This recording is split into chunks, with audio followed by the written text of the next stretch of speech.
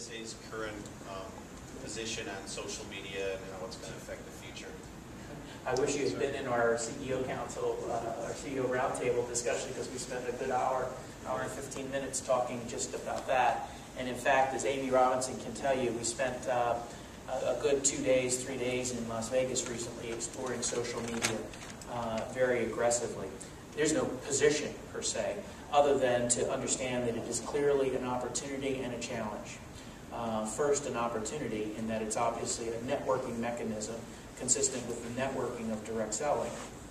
A challenge in that it presents an opportunity for uncontrolled growth, for uncontrolled statements, for perhaps abuse of the media itself or the medium itself in a way that is inconsistent and could be counterproductive by turning off potential recruits or customers.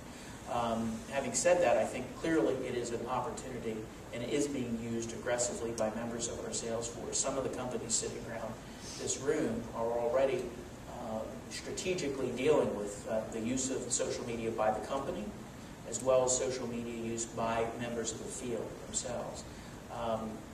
Other than that, it's hard to synopsize, an hour and a half or a 3-day discussion in a few sentences. What's your feeling? I mean, what are you doing with it, and what are the issues that you see? Well, same thing. I mean, I think I have the same opinion. I think there's incredible opportunity for people to network, but they need to have those correct. What they say is obviously can't be controlled, but maybe there's some tools that the Direct Selling Association or the industry per se could put out there that are available for people to be able to use to give people the right perception. So from a PR standpoint, if they're trying to explain to their friends, family, people in their network, or what have you, maybe there's something that would be available to them to more easily explain things. But that's just, again, there's many different places you could go with that. Yeah, well, it's interesting. It sounds like you were in our discussion over lunch, because that's exactly sort of what was being said by some of our fellow executives at that time. Rick, do you have any thoughts on that? Do you want to contribute to that discussion? You talked a lot over lunch. Well, just because we're having some success with it, but I'd like to see the microphone to BK, because he lives this stuff. So, but I'm tweeting right now. I can't. I thought you were just checking your email. The bottom line of this is, let's go back to this is a great opportunity. It really is. Isogenics is having quite a bit of success with controlling the message and promoting the message. And I think that's where it really needs to go. Is you need to be engaged with your field force, because they're going to do it. If you're not in it, they're going to do it anyway. And so you might as well get ahead of it and be part of the message and be out there and be promoting it. And that's what we're having fun with, because we're actually providing the news hooks and the different things that are on our fan pages and Facebook that our people are now adopting and putting out. And so we are actually, I guess I would say we're fueling the message. We're fueling the buzz and taking advantage of that. And so that instead of trying to reinvent the wheel, figure out what they can say, they're following our lead. And that way we have better control over not having statements the FTC and the FDA would be going after us for. So be a part of the conversation, engage in it, and lead it. That's the best that we've been able to see about how to take advantage of Facebook.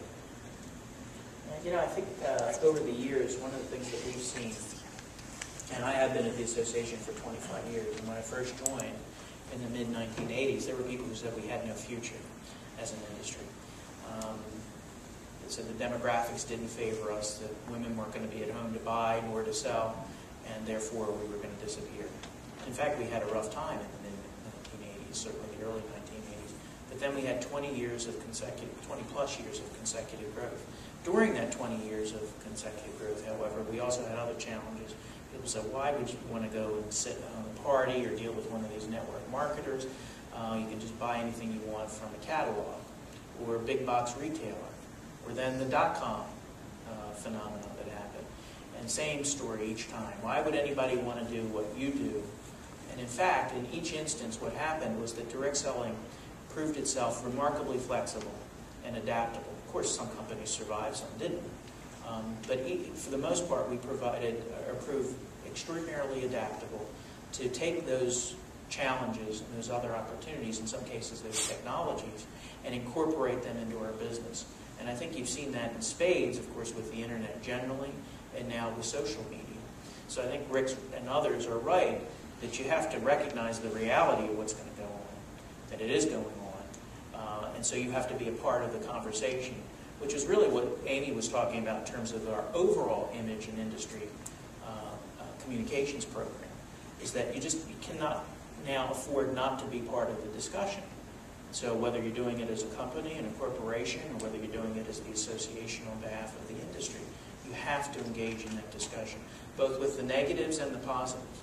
And what we said at lunch in our meeting earlier today was that we have an inherent advantage. 16 million people, most of whom are very happy with their experiences. That's a remarkable tool and delivery vehicle, if you will, for our branding and our message. And it far outstrips really almost any other industry, and certainly any of the groups that are critical of us. And that's why we've been successful as far, and I think we will be able to be successful in this regard.